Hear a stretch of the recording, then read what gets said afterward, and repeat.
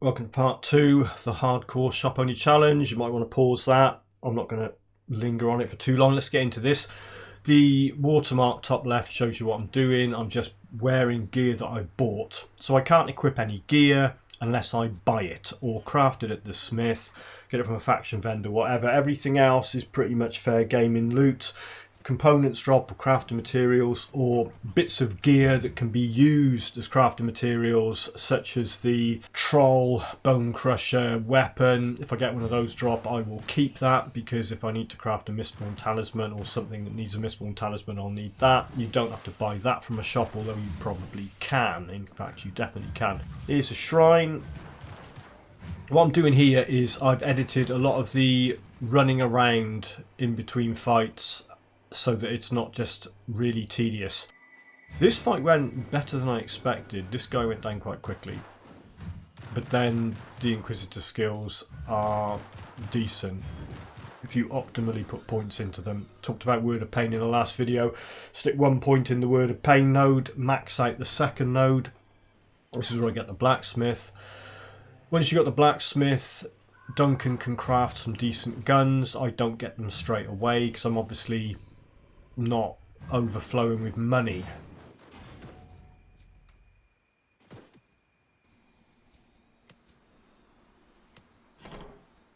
If you want to do this using merits and mandates, go ahead, because although it will make it a little bit more streamlined, a little bit easier, so long as you stick to the principle of just equipping stuff that you've bought, doesn't really make a heck of a lot of difference. You'll just get to the hard parts of the game quicker.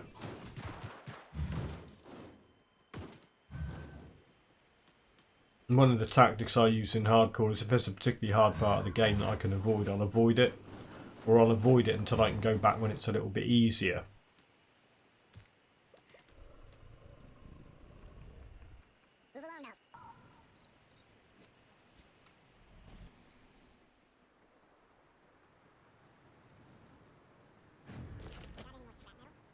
That's the gun that you can make.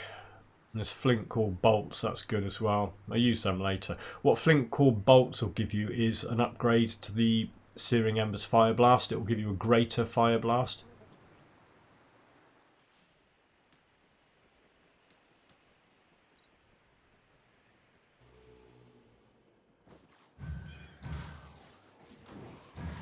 I'm grabbing the shrines as I go, because I know where they are. There's one in here.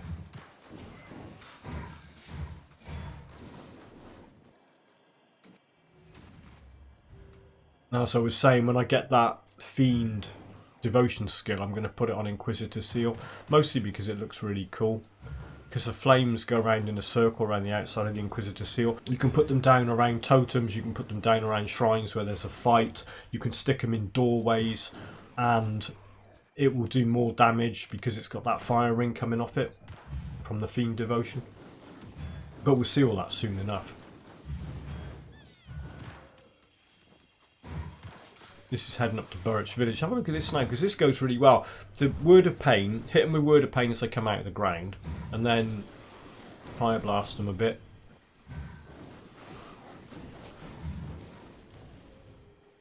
Word of Pain, Fire Blast. See, energy's going down. What the plan is with this, and what will happen in this video later on, I will craft 2 of those pistols, the Duncan pistols, stick the flint core bolts on one of them, and then when it's just a, I don't know, just a trash fight, use the guns more so that the energy isn't getting leached away by Fire Blast.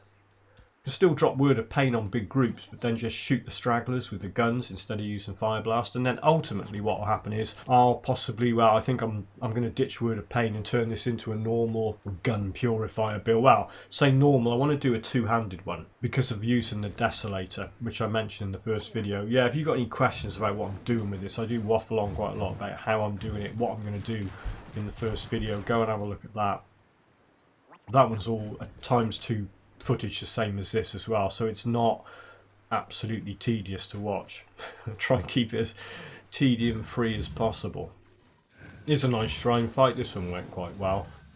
Sometimes those ether shrines are a bit of a pain, but that was quick. I mean, I know it's at ×2 speed, but it was still pretty quick.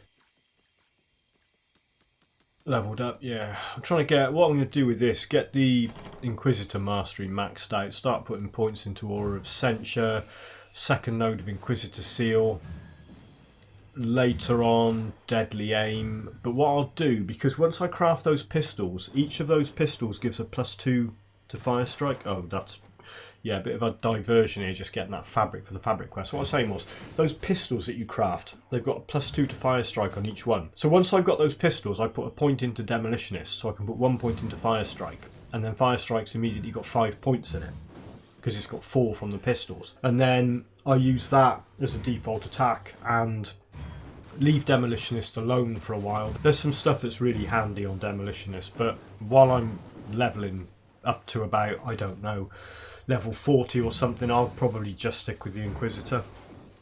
Not bother putting too many points into Demolitionist. But that 1 point to get 5 points in Fire Strike is really well worth doing.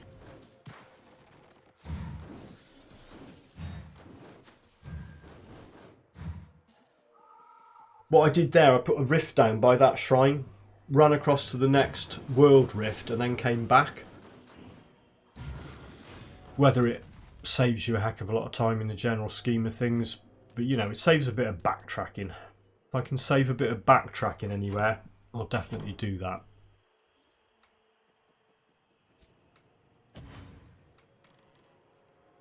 Yeah, what you'll see here now, because I've put that devotion on the Inquisitor Seal. When I put the Inquisitor Seal down, of course enemies have got to run up and get hit by it for it to happen. They'll run up and get hit by it and you will see the flames come out.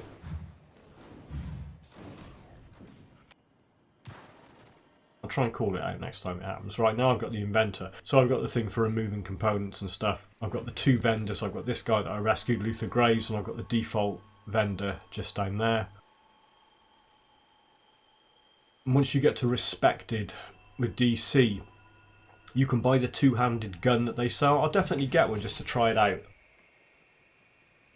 Until I optimise devotions, it might not be as good as the 2 pistols, but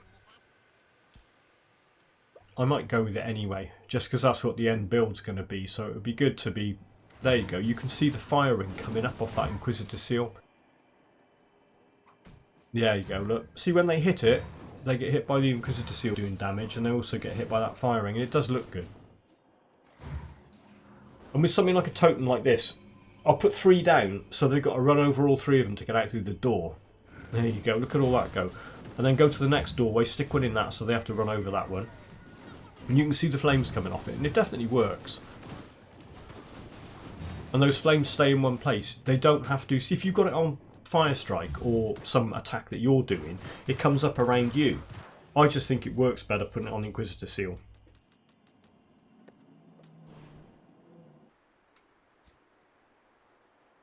Okay, now there was some decent guns there. You might want to go back and have a look at that. There's some decent guns, but I didn't buy them because I can't really afford them. Or I could buy them, but then I have no money left.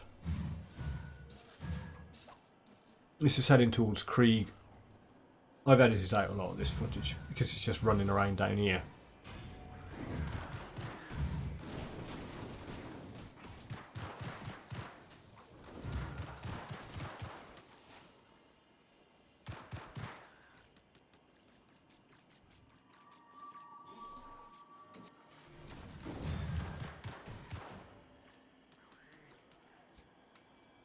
Yeah, I'm going to grab that candle.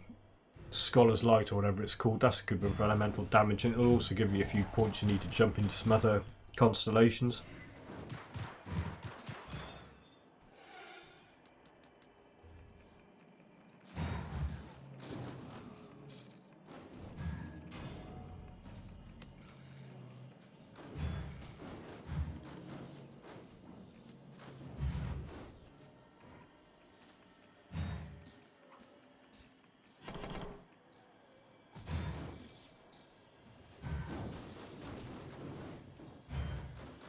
I'm going to cut a load of footage out because I wanted to go across and get these guns before the Krieg fight. So you can see I can craft 2 of them. So I get shot of the ones I'm using, craft 2 of these pistols, get a flint core bolts with the greater fire blast on it. Have a look and see which pistol's actually doing the most damage. Have that as the main weapon, stick greater fire blast on that.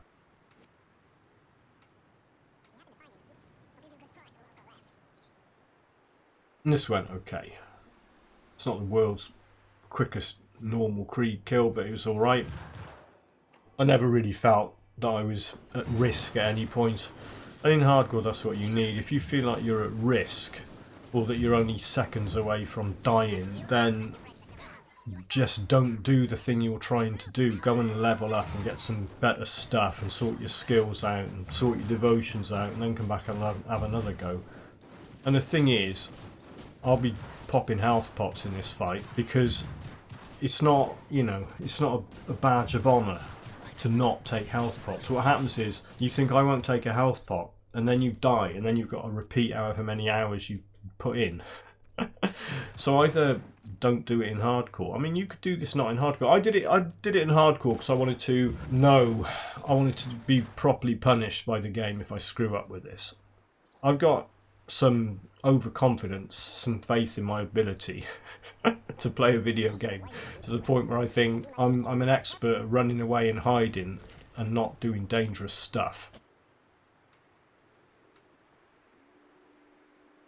Oh yeah, I saw him and I was tempted. I thought I'll go and start earning rep with these boys. Didn't really do much in here.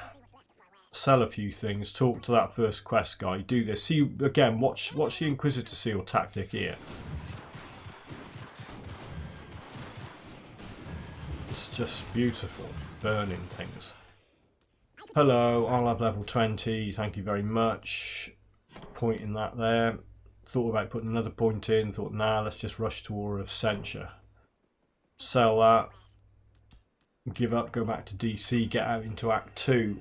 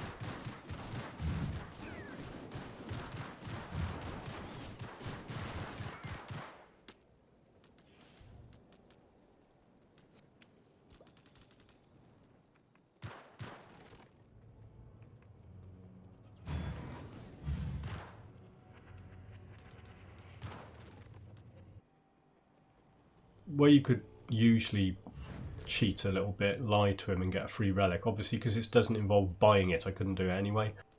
I generally don't tend to get that relic, so I'd rather have the Rover's rep. And then I'm looking at some stuff. Some of the things in the shop are slightly better than what I've got, but you think, well, it's a lot of money. I'll wait until there's something considerably better before spending it. Yeah, so you get your dynamite out of the Nicholas Balthazar cave. Do that. Do not forget to go back and cash this quest in because you get another inventory bag.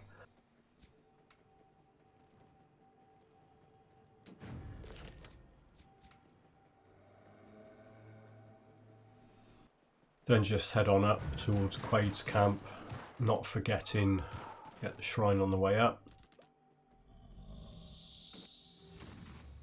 I finished off Scholar's Light, so that's good.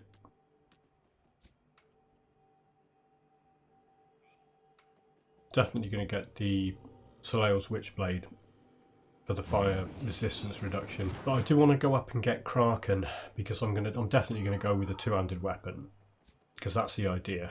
I want to get that when I hit 35. I'll get that two-handed weapon from Devil's Crossing faction shop. I always do that with that guy with the quest, just give him the money, because she's going to give you scrap anyway. Don't waste scrap.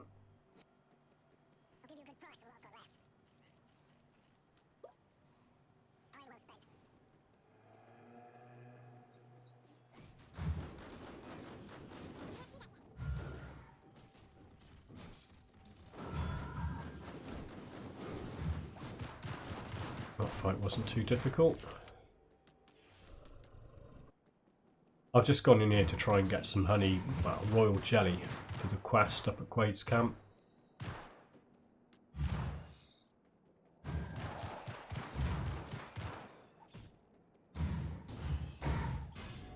Yeah, word of pain. The insects do not like word of pain, do they? It just fries them.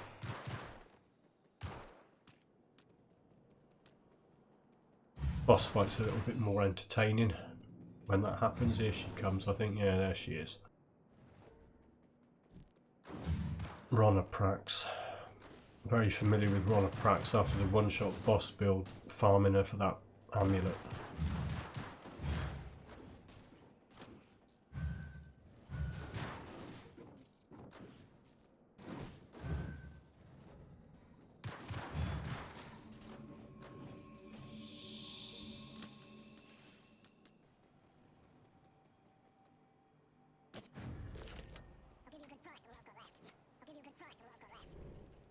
What I'm about to do here, because that boss troll thing I killed, he dropped that troll bone crusher weapon. Now I'm keeping that, because not because I'm going to equip it, but because it's a component you need if you craft a Mistborn talisman. The Mistborn talisman is needed for crafting other relics. So on the one hand, that could be seen as a cheat because I'm using something I looted and didn't buy. On the other hand, the rules are, it's just that you're not allowed to wear anything that you didn't buy or craft. So yeah, I mean, there's a shop that sells those things if you want to be particularly strict about it, but it's really just about equipping stuff. It's not about being able to loot stuff and use it as a component in crafting. Yeah, I'm starting Ghoul. Look after my health a bit more because it's hardcore. Barras Radlith. Yet another pretty easy fight. I mean, yeah, that was pretty easy.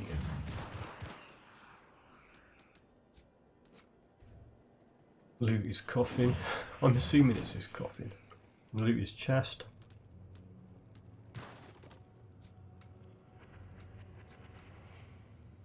And that's pretty much it for this video.